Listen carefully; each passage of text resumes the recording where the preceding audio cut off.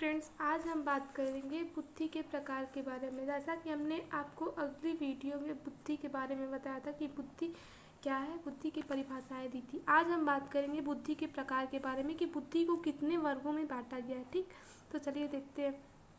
EL Thorndike ने बुद्धि को 3 वर्गों में बांटा है। ठीक है, कौन कौन से हैं हमारे यहाँ पे? पहला है हमारा सामाजिक बुद्धि, सोशल इंटेलिजेंस, और दूसरा है हमारा मूर्त बुद्धि, कॉन्क्रीट इंटेलिजेंस, और तीसरा हमारा अमूर्त बुद्धि, एब्स्ट्रैक्ट इंटेलिजेंस। ठीक है, तो पहला हम यहाँ पे देखते हैं कि सामाजिक बुद्धि, सोशल इंटेलिजेंस हमारा क्या है। ठीक है, तो चलिए देखते हैं। ठीक, सामाजिक बुद्धि पहला, सोशल इंटेलिजेंस। इस बुद्धि से तात्पर्य व्यक्तियों को समझने तथा उनके साथ व्यवहार करने की योग्यता से है। समाज में समायोजन, एडजस्टमेंट करने के लिए हम जो बुद्धि लगाते हैं उसे सोशल इंटेलिजेंस, सामाजिक बुद्धि कहते हैं। अब इसका मतलब क्या होगा? मतलब हम समाज में रहकर जो भी व्यवहार करते हैं एक दूसरे के साथ, उसे सोशल इंटेलिजेंस कहते हैं। ठीक है, जैसे कि नेता जो हो गए, सामाजिक कार्यकर्ता हो गए, उन लोगों में भी सामाजिक बुद्धि पाई जाती है। ठीक है, सोशल इंटेलिजेंस पाई जाती है। ठीक है, अब हम आते हैं हमारे दूसरे टॉपिक पे, मूर्त बुद्धि, कॉन्क्रीट इंटेलिजेंस। ठीक, या व्यवहारिक बुद्धि। ठीक है, तो देखिए यहाँ पे मूर्त बुद्धि या व्यवहारिक बुद्धि, जो चीज़ें ठोस हैं, दिखाई देती है, उनके विषय में सोचना क्या कहलाती है? मूर्त बुद्धि कहलाती है। ठीक, जैसे कि कोई बच्चा है, सामने रखी वस्तु के बारे में सोच रहा है, तो वो क्या कहलाएगी? आपकी कॉन्क्रीट इंटेलिजेंस कहलाएगी। ठीक है, अब तीसरा टॉपिक है हमारा अमूर्त या सैद्धांतिक बुद्धि। ठीक है, तो जो वस्तु सामने ना हो उसके बारे में सोचना, जो दिखाई ना देती है उसके विषय में सोचना अमूर्त बुद्धि कहलाती है। ठीक, तो जैसे कि अभी मैंने आपको कल अगली वीडियो में बताया था कि एब्स्ट्रैक्ट यानी अमूर्त क्या होता है। जो वस्तु सामने ना हो, दिखाई ना देती हो, केवल हम उसे महसूस कर सकते हैं, अब उसके विषय में कोई सोच रहा है तो वो अमूर्त बुद्धि कहलाती है। ठीक है, जैसे कि कोई व्यक्ति है, किसी चीज़ के बारे में वो सोच रहा है, तो वो हमारा क्या होगा? एब्स्ट्रैक्ट होगा। ठीक, एब्स्ट्रैक्ट इंटेलिजेंस कहलाएगी। ठीक है, अमूर्त चिंतन कहलाएगी। ठीक, जैसे कि यहाँ पे देखिए, ऐसे व्यक्ति प्रायः कलाकार, चिंतक, अध्यापक तथा दार्शनिक होते हैं, गणितज्ञ भी हमारे होते हैं। ये लोग अपनी सोच के द्वारा, इनकी जो सोच होती है वो सृजनात्मक होती है।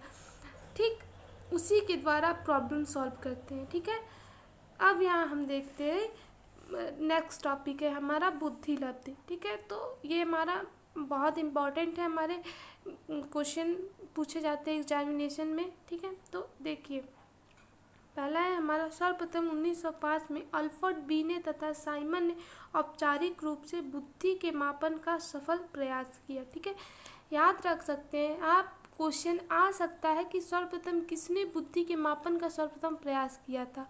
तो अल्फ्रेड बीने तथा साइमन ने किया था। ठीक है, दूसरा है हमारा 1912 में पहली बार जर्मनी के मनोवैज्ञानिक विलियम स्टर्न ने बुद्धि लब्धि का साप्रत्यय कॉन्सेप्ट विकसित किया। ठीक है, अगर क्वेश्चन आया कि आईक्यू का कॉन्सेप्ट किसने दिया था, तो जर्मनी के मनोवैज्ञानिक थे विलियम स्टर्न ने सर्वप्रथम 1912 में, ठीक, ये कॉन्सेप्ट विकसित किया था, कॉन्सेप्ट दिया था। ठीक है, अब यहाँ हम आते हैं बुद्धि के सूत्र, बुद्धि लब्धि का सूत्र क्या होता है उसके बारे में बात करते हैं। बुद्धि लब्धि का जो हमारा सूत्र होता है, IQ equal to mental age upon chronological age into 100। ठीक है, क्रोनिकल एज इंटू 100। ठीक है, तो अब यहाँ देखते हैं कि मेंटल एज जो होता है उसे हम मानसिक आयु कहते हैं, और क्रोनिकल एज जो होता है उसे वास्तविक आयु कहते हैं। कि अब मेंटल एज और क्रोनिकल एज क्या है इसके बारे में हम जानते हैं। ठीक है, तो चलिए देखते हैं।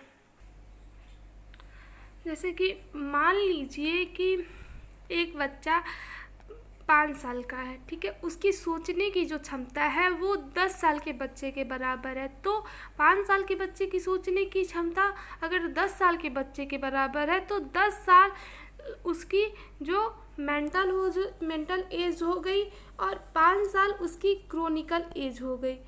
क्या हो गई? क्रोनिकल एज हो गई। ठीक है, अब यहाँ पे हमारा एक टॉपिक है तो ये देखते हैं, बीने ने सर्वप्रथम मानसिक आयु का कॉन्सेप्ट दिया था।